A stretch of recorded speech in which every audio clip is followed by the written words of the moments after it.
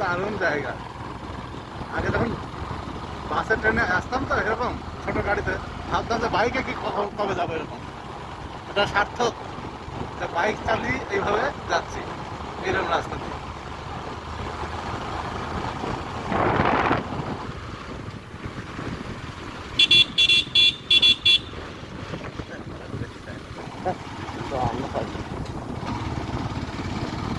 এরা কেউ হর্ন দেয় না এখানকার লোকাল।